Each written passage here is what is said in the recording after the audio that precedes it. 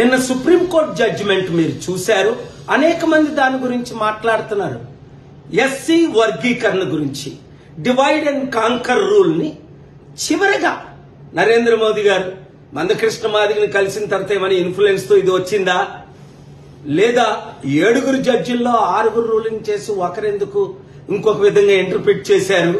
అసలు ఎస్సీ వర్గీకరణ గురించి ఎంతమందికి తెలుసు?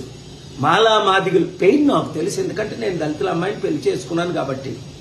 వీళ్ళు డివైడ్ చేయడమే వాళ్ళ ఉద్దేశం.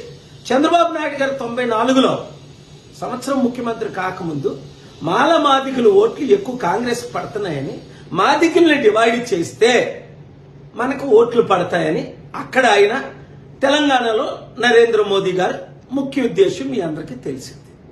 అసలు జాబ్స్ ఇచ్చినయే తక్కువ. ఎక్కడున్నాయి? 1000 మంది అప్లై చేస్తే ఒక్క జాబ్ ఉంది, 990 మంది నిరుద్యోగులు ఉన్నారు. అలాంటిది ఈక్వల్ గా జాబ్స్ ఉంటేనే కదా ఇవ్వడానికి. ఇది అంతా పొలిటికల్ గేమ్ అని గమనించిన రోజునే తెలుగు రాష్ట్రాలు 60% ఉన్న బీసీ ముఖ్యమంత్రి అవుతాడు.